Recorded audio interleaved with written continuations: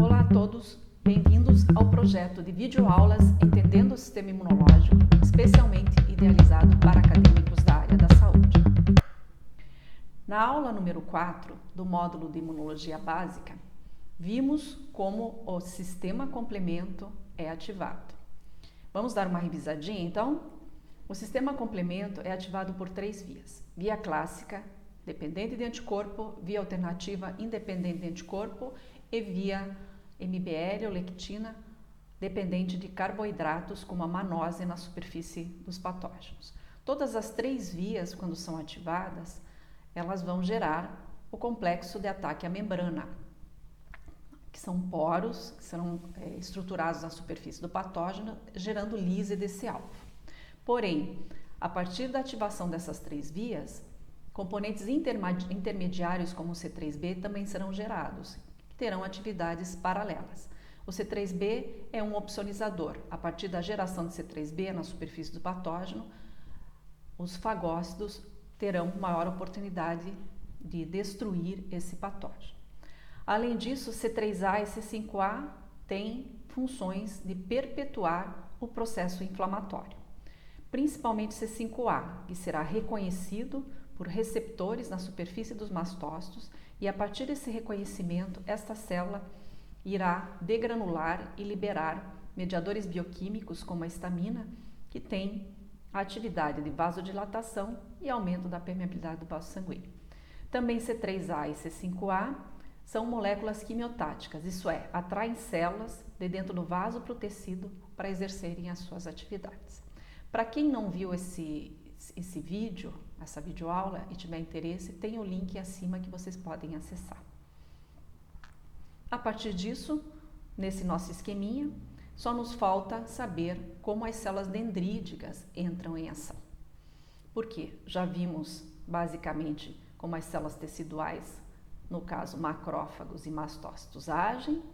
Já vimos que proteínas do sistema imunológico saem de dentro do vaso e vão para o tecido, tendo suas funções associadas normalmente. Vimos que anticorpo ativa o sistema complemento, que anticorpo opsoniza, que complemento opsoniza e assim por diante. Então, todas essas proteínas irão agir eliminando esses patógenos, favorecendo fagocitose ou, no caso do sistema complemento, eliminando diretamente esses patógenos pelo complexo de ataque à membrana. E as dendríticas, como funcionam? As dendríticas, elas capturam patógeno, migram via linfonodos regionais até os linfáticos para ativarem os linfócitos T a exercerem as suas funções. Basicamente, então, essa aula 5 do módulo de Imunologia Básica terá como objetivo conhecer a participação dos antígenos leucocitários humanos, HLAs, no contexto de apresentação de antígenos aos linfócitos T. Sou Maristela Damovski, professora de Imunologia Básica e Imunologia Clínica há 22 anos.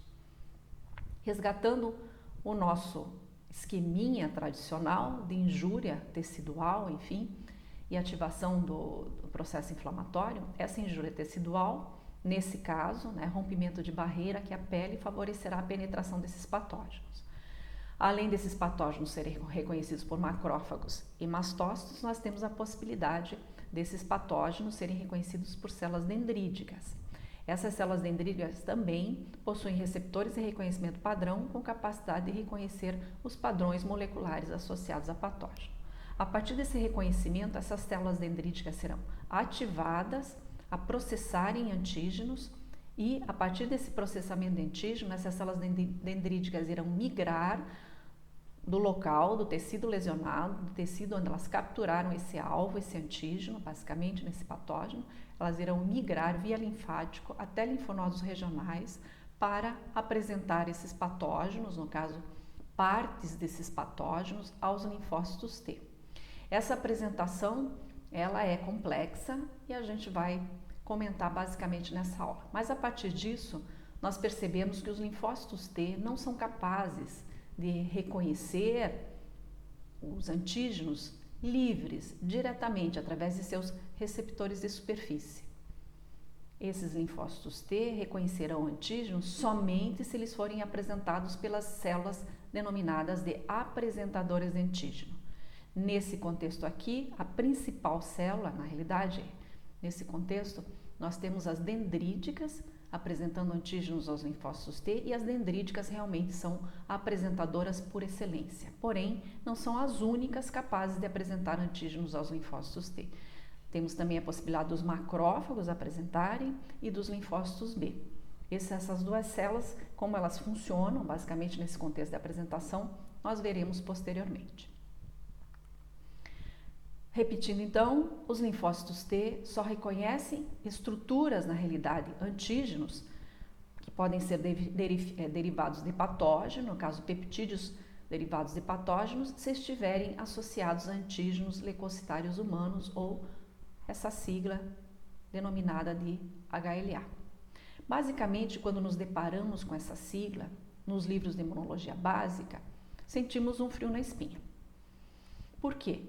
Porque normalmente essa sigla está associada a outra sigla e essas duas siglas são tratadas nos livros de imunologia básica como sinônimos, na realidade. Um é a mesma coisa que o outro e na realidade não é exatamente assim. Vamos dar uma olhadinha o que diferencia o HLA do MHC. Então o MHC é o complexo de histocompatibilidade principal, é o locus gênico na região de gene, no braço curto do cromossomo 6.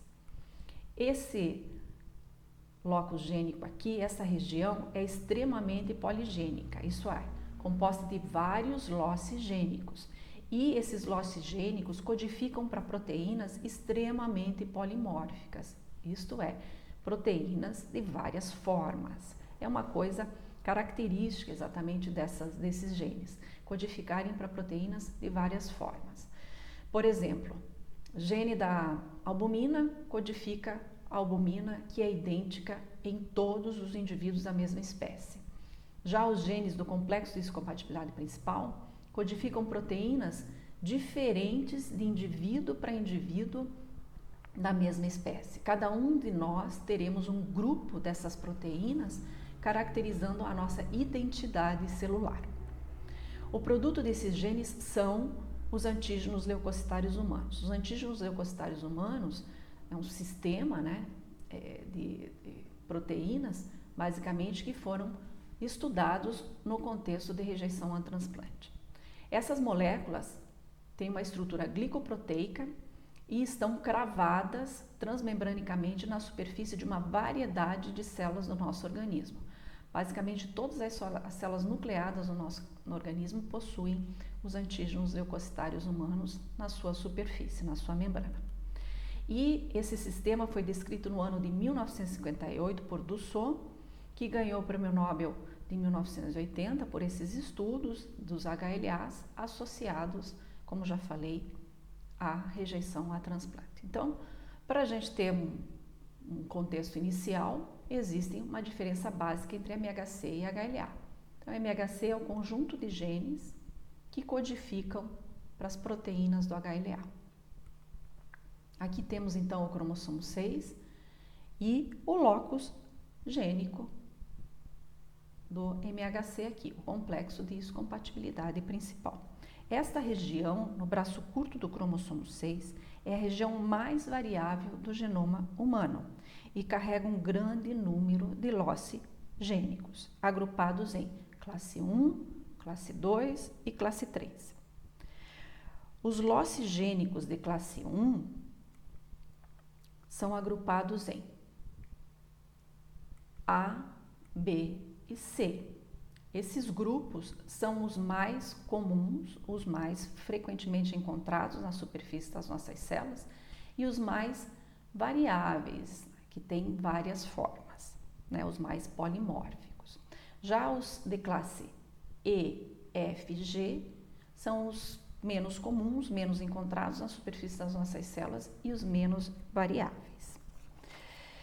Os loci de classe 2 são agrupados em DP, DQ e DR. São os mais clássicos. Os menos clássicos não estão descritos aqui nesse slide. Esses são os mais, como assim os de classe 1, A, B e C, são os mais clássicos e mais polimórficos.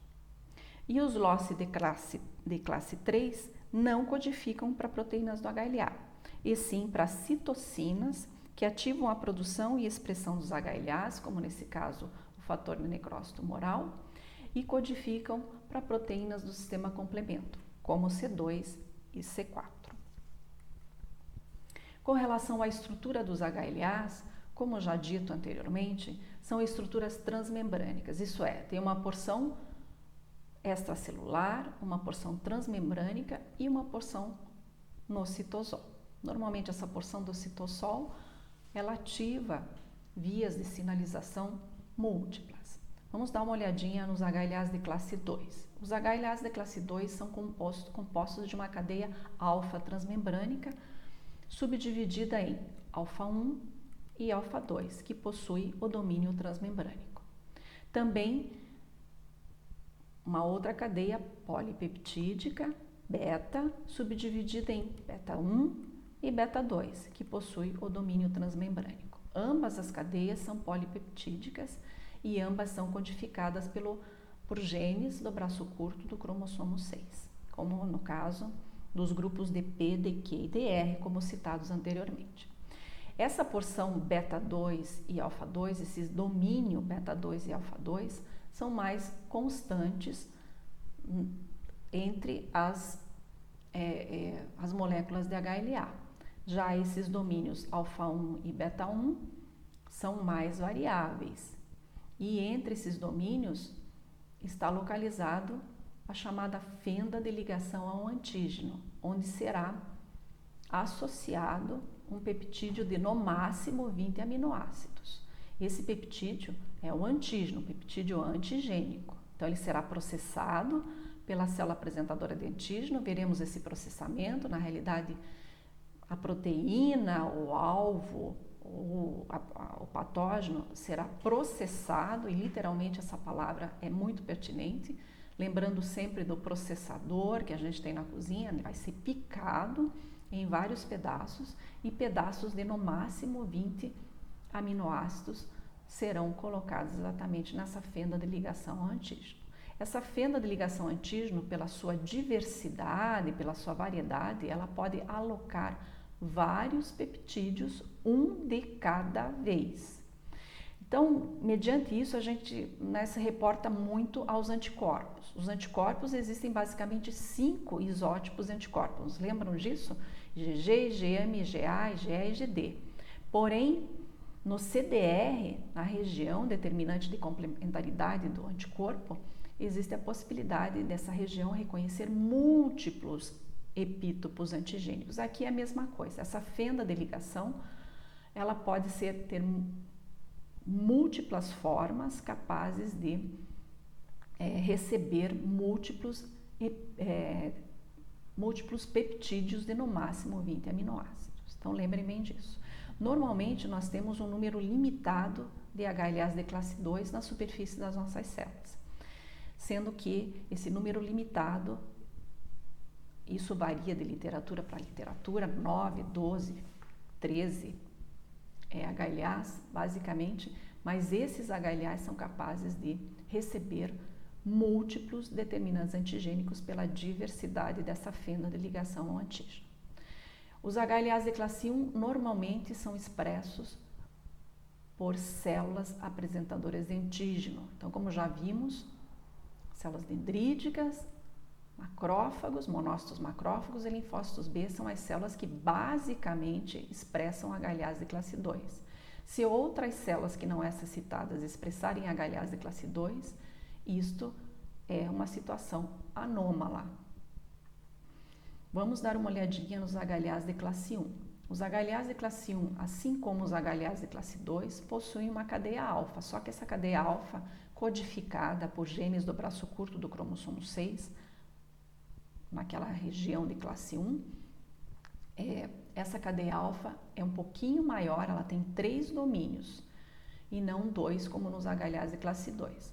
Então a cadeia alfa possui um domínio alfa 1, um domínio alfa 2 e um domínio alfa 3 que carrega a porção transmembrânica, que terá a sua cauda citosólica, que a gente fala, que vocês verificam nos livros. Então, por essa molécula ser extremamente longa, ela precisa ser suportada, isto é, o seu dobramento precisa ser suportado por uma outra proteína chamada de beta-2 microglobulina. O complexo do MHC não codifica para essa beta-2 microglobulina. Essa beta-2 microglobulina será codificada por genes do cromossomo 15, então não faz parte do contexto dos HLAs. Entre as porções alfa 1 e alfa 2, existe a região mais polimórfica, mais variável, colocamos assim, onde estará contida a chamada fenda de ligação de antígeno, assim como os HLAs de classe 1. Essa fenda de ligação antígeno, ela recebe peptídeos menores e no máximo 10 aminoácidos, exatamente por ela ser mais restrita. Então, como já falamos, essa porção alfa 3 é mais constante nas moléculas de HLA presentes na superfície das nossas células e as porções alfa 1 e alfa 2 carregam uma fenda de ligação ao antígeno. Então aqui temos um esquema, espero que tenha sido elucidativo para vocês, das estruturas HLA. Assim como os HLAs de classe 2 são expressos por células apresentadoras de antígeno, os HLAs de classe 1 são expressos por todas as células nucleadas do nosso organismo. Todas elas expressam HLAs de classe 1, então todas elas podem apresentar antígenos aos linfócitos T. Vamos ver a diferença daqui a pouquinho. Relembrando que a verdadeira aparência das moléculas de HLA é exatamente essa. São moléculas globulares, extremamente enoveladas, com uma porção extracitoplasmática, uma porção citosólica, uma cauda citoplasmática e uma porção transmembrânica cravados na membrana. E aqui, nesse meinho, né, que não aparece aqui, uma região bem interna, basicamente, desse novelo, estão as fendas de ligação ao antígeno. Essa é a verdadeira aparência. Nunca se esqueçam disso. Então, pensamos a partir dessas explicações. O que seria processamento de antígeno e, a partir disso, a apresentação de antígeno aos linfócitos T? Vamos ver o que é esse processamento, como ele funciona de uma maneira bem simplificada dentro das nossas células. O primeiro processamento que a gente vai ver é de antígenos endógenos. O que seriam esses antígenos endógenos? Os antígenos endógenos são proteínas produzidas pelas nossas próprias células, em dois contextos. As nossas próprias proteínas, isto é, proteínas que foram produzidas pela nossa célula e já não têm mais serventia, ou proteínas que foram produzidas pelas nossas células e têm uma estrutura alterada. Nesses dois contextos, essas proteínas não podem ficar dispersas no nosso citosol, porque senão elas se transformarão em lixos citosólicos, atrapalhando a atividade das nossas células. Então, normalmente, quando essas proteínas sem serventia ou proteínas alteradas estão no citosol, existe a possibilidade de elas serem recicladas. Um outro contexto de antígeno endógeno são proteínas produzidas por vírus. Um vírus, quando penetra dentro das nossas células, ele controla a maquinária de produção de proteínas em seu favor. E a nossa célula, além de produzir as nossas próprias proteínas, produzirá também proteínas virais. Essas proteínas virais serão tratadas como antígenos endógenos no contexto de processamento. Então, tanto proteínas próprias como proteínas virais serão reconhecidas, proteínas próprias sem serventia, por favor, serão reconhecidas por outras proteínas citosólicas que estão contidas em todas as nossas células, chamadas de ubiquitinas. Essas, na realidade, são proteínas, uma espécie de proteínas acompanhantes das proteínas inativas ou alteradas, as proteínas que não têm serventia. Essa ubiquitina, ela direciona essas proteínas do citosol para um complexo enzimático chamado de proteassom. Então, a cauda da ubiquitina fará com que essas proteínas entrem nesse complexo enzimático e sejam processadas, isto é, cortadas em vários pedaços, até em aminoácidos. Muitos desses pedaços serão utilizados pela célula de uma forma de reciclar essas proteínas. E alguns desses pedaços poderão penetrar no retículo endoplasmático rugoso através do complexo complexo proteico transmembrânico, denominado de transportador associado a antígeno processado, ou TAP, transportador associado a antígeno processado. Então, muitos desses peptídeos serão atraídos pelo TAP e penetrarão dentro do retículo endoplasmático rugoso. Não serão todos.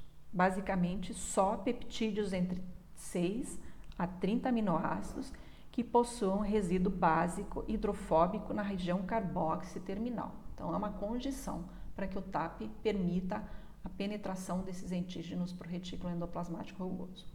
Esse complexo, como eu falei para vocês, transportador associado a antígeno processado, ele é formado por TAP1 e TAP2 e está presente na membrana do retículo endoplasmático rugoso. Paralelamente a esse processamento, pessoal, nós temos a produção dos antígenos leucocitários humanos, basicamente de classe 1. Esses antígenos leucocitários humanos, eles são produzidos basicamente dentro do retículo endoplasmático rugoso, e a montagem dessas estruturas HLA, ela é extremamente complexa. A montagem, quer dizer, o dobramento para ter aquela aparência globular é extremamente complexo, necessitando do auxílio de algumas chaperonas, que são proteínas responsáveis pelo dobramento de outras proteínas. Aqui nós temos como um exemplo de chaperona a calnexina, mas também teremos nesse contexto a calreticulina e a tapazina. Então, toda essa estrutura HLA e a associação da beta-2 microglobulina necessita dessas chaperonas. Após a montagem, basicamente, desse HLA e a penetração desses peptídeos por esse complexo transmembrânico, peptidases associadas ao retículo endoplasmático efetuam o corte e o ajuste desses peptídeos para eles conseguirem serem encaixados na fenda de ligação ao antígeno. Aqui temos a peptidase ERAP, que vai cortar esses peptídeos que entraram, os que entraram basicamente tem de 6 a 30 aminoácidos. E aqui na fenda de ligação só vai conseguir ser encaixado um peptídeo de no máximo 10 aminoácidos. Então essas peptidases são as responsáveis por aparar, as pontas exatamente desses peptídeos para que eles consigam ser encaixados dentro da fenda de ligação ao antígeno. Então aqui nós colocamos para vocês somente um esquema, só para vocês terem ideia da complexidade desse processamento de antígeno. A partir disso, a partir desse peptídeo ser colocado dentro da fenda de ligação ao antígeno, ele será transportado para a membrana através do complexo de Golgi. Então, nesse transporte, ele sofrerá um processo de glicosilação que facilitará a expressão desse HLA. Aqui vocês estão vendo que é MHC, basicamente os livros tratam da mesma forma. Então, essa glicosilação permitirá essa expressão do HLA de forma transmembrânica, como já havíamos visto no slide anterior. Ok? Esta via citosólica é muito eficaz na apresentação de peptídeos virais, pessoal, quando a célula é infectada, pois a apresentação desses é mais eficiente. Então, peptídeos virais, eles são apresentados rapidamente por essa célula, no prazo de, no máximo, 1h30. Já os peptídeos próprios, as proteínas próprias, elas demoram mais para ser expressas, em torno de 8 horas. Então, essa apresentação, ela terá preferência para peptídeos virais. Obviamente, existem sinais gerados dentro dessas células que vão fazer com que essa célula tome uma atenção mais específica para os peptídeos virais e apresente mais rapidamente. É muito complexo isso, a gente vai ver no outro momento se tivermos oportunidade. Certinho? Vamos ver secundariamente então o processamento dos chamados antígenos exógenos. O que são os peptídeos exógenos? São aqueles peptídeos que são capturados pelas células apresentadoras de antígeno. Só dando uma voltadinha aqui, pessoal, os MHCs de classe 1 ou os HLAs de classe 1, expressando peptídeos antigênicos, eles vão ser reconhecidos por células T citotóxicas ou CD8 positivas. Então, como já dissemos, os HLAs de classe 1, eles podem ser expressos por todas as células nucleadas do nosso organismo e são reconhecidos por linfócitos T citotóxicos ou linfócitos T CD8 positivo. No caso dos antígenos exógenos, voltando, são antígenos que são capturados pelas células apresentadoras de antígeno. Antígenos extracelulares que serão reconhecidos ou penetrarão dentro das nossas células apresentadoras de antígeno. Temos aqui um esqueminha bem simplesinho e vamos dar uma destrinchada.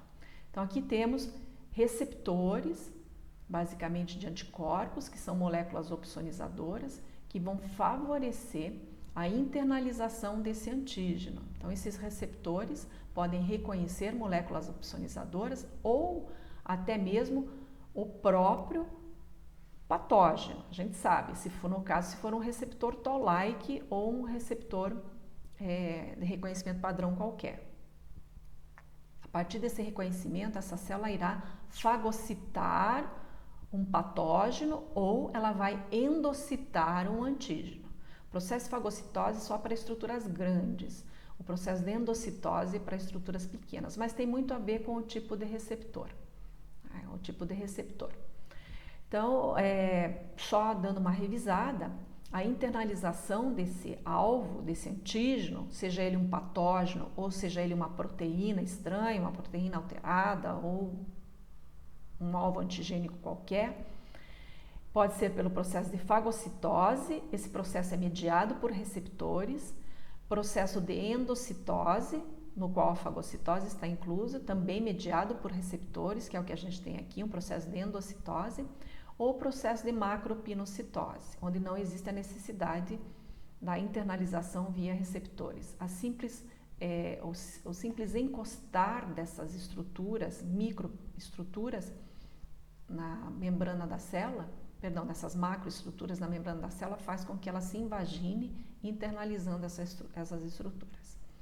Só para relembrar, em um contexto de biologia celular. Voltando então, nós temos a internalização desses antígenos e a geração do chamado endossomo ou fagossomo. No endossomo ou fagossomo recente, que a gente diz, existe a possibilidade da reciclagem dos receptores e no caso das moléculas de anticorpo também podem ser recicladas ou, enfim, podem ser processadas também. Mas, enfim, no endossomo recente, o pH é um pH próximo do pH neutro. Então, não acontece nada com esses antígenos. Já no endossomo ou fagossomo, fagolisossomo tardio, na realidade, todos eles desembocam para o chamado endossomo tardio, o pH, né, esses antígenos aqui, estão vendo? Então, existe a reciclagem dos receptores e o encaminhamento do endossomo, quer dizer, a transformação desse endossomo recente num chamado endossomo tardio. Então, nesse endossomo tardio aqui, o pH é baixo e esses antígenos serão processados, isto é, as enzimas presentes nesse endossomo, elas entrarão em atividade cortando esses antígenos em vários pedaços. Isso normalmente acontece no endossomo tardio. Paralelamente a esse processamento aqui de antígeno exógeno, nós teremos a produção dos HLAs de classe 2. Teremos então a produção da cadeia alfa e da cadeia beta do HLA de classe 2 dentro do retículo endoplasmático rugoso. A partir do momento da produção dessas duas cadeias, uma terceira cadeia, chamada de cadeia invariante aqui, também será produzida. Essa cadeia invariante, ela se encaixará na fenda de ligação de antígeno. Como o ômega C de classe 1 e o ômega C de classe 2 acontecem no mesmo lugar, a produção dessas duas estruturas acontece no mesmo lugar, e no caso do ômega C de classe 1 a gente já viu, a associação de peptídeos é dentro do retículo endoplasmático. O que pode acontecer? Esses peptídeos que foram internalizados para o retículo endoplasmático, eles podem se associar erroneamente ao HLA de classe 2. Então, para que isso não aconteça, essa cadeia invariante, ela será produzida impedindo, bloqueando a fenda de ligação de antígeno até o momento da associação do antígeno correto. Tá bom? Essa cadeia invariante tem uma porção que se liga a essa fenda de ligação ao antígeno aqui, denominada de clipe, que impede a ligação do peptídeo. Quando essa molécula é produzida e a cadeia invariante associada com a sua porção clipe é associada à fenda de ligação ao antígeno, esse MHC ele será encaminhado para o complexo de Golgi. O complexo de Golgi, contendo HLA de classe 2, complexado com a cadeia invariante, se funde com o endossomo tardio. E as enzimas endossomais existentes nesse endossomo tardio, que foram aquelas enzimas que processaram os antígenos, elas estão ativas pelo pH. Quando essa fusão acontece, essa cadeia invariante, ela será digerida, só sobrando a forma clipe aqui no meinho, tá bom? Só sobra a forma clipe. Todo o restante da cadeia invariante, ela será digerida pelas enzimas no endossomo tardio. Porém, dentro do endossomo tardio, também foi direcionado uma estrutura chamada de HLA-DM. Existe uma estrutura chamada de HLA-DM, beleza? Essa estrutura HLA-DM, ela vai empurrar esse clipe aqui da fenda de ligação de antígeno, liberando essa fenda para associação com peptídeos existentes no endossomo tardio. A partir disso, então, a molécula de HLA de classe 2, contendo o verdadeiro peptídeo associado, a gente sabe que é um peptídeo de no máximo 20 aminoácidos, existem condições para esse peptídeo ser associado, a gente só está vendo de uma maneira, enfim, bem simplificada, só para ter uma ideia de como é esse processamento. Essa vesícula, né, de endossomo tardio, ela será direcionada para a superfície da célula e esse HLA de classe 2, HLA-DM aqui, esqueci de colocar para vocês, ele é que vai, digamos assim, empurrar esse clipe para fora, deslocar esse clipe para fora, favorecendo então a associação do peptídeo com a molécula de HLA de classe 2.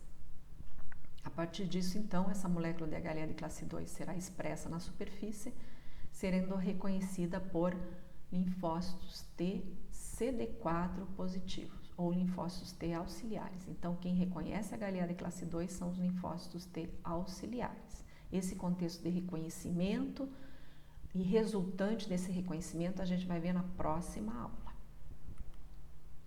Resumindo aqui, então, a gente tem o processamento de antígenos endógenos, só paralelo aqui. Então, proteínas produzidas pela célula, proteínas virais, serão processadas pelo proteassomo. Determinados pedaços dessa proteína serão favorecidos para penetrar no retículo endoplasmático rugoso pelo TAP. A partir disso, esse pedaço de peptídeo será associado ao HLA de classe 1, que será, então, através do transgolgi, expresso na superfície e, a partir disso, poderá ser reconhecido pelo linfócito TCD8. Então, o linfócito TCD8 tem receptores para HLA de classe 1. Já no contexto de HLA de classe 2, a gente tem antígenos internalizados pela célula apresentadora de antígeno, degradados no endossomo tardio, fusionados com os HLAs de classe 2 no endossomo tardio e a partir disso, então, expressos na superfície para serem reconhecidos pelos linfócitos TCD4.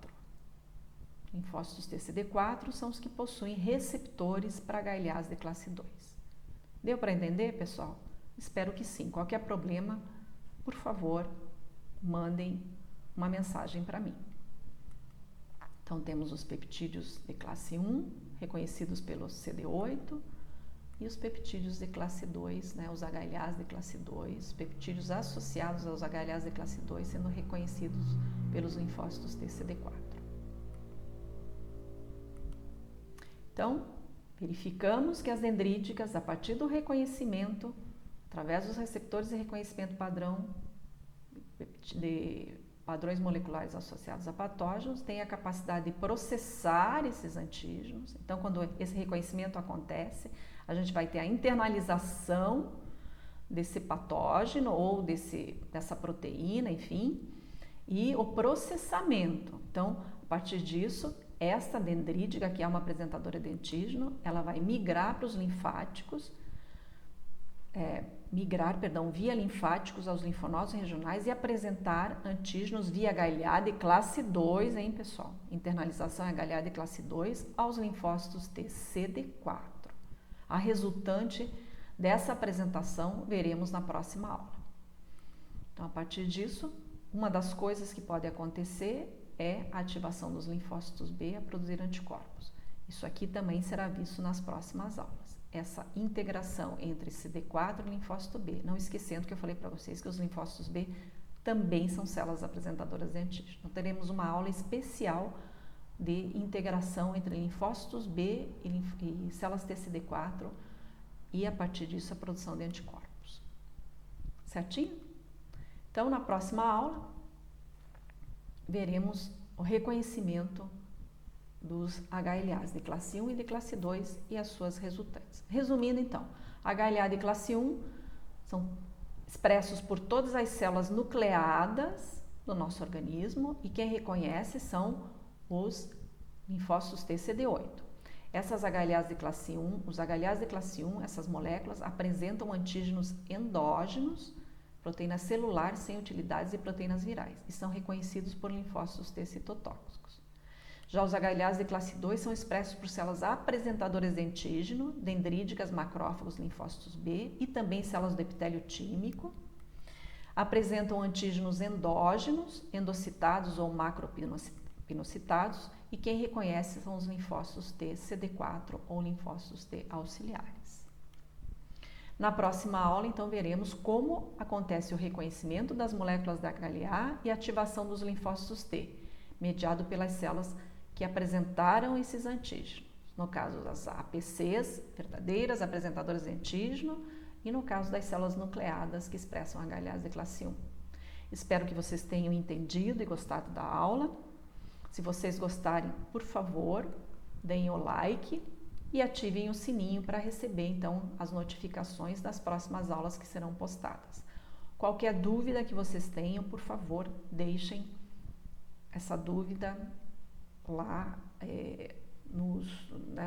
nos questionamentos que a gente pode entrar em contato com vocês e responder prontamente. Agradeço a atenção de todos e até uma próxima aula. Até a nossa próxima aula.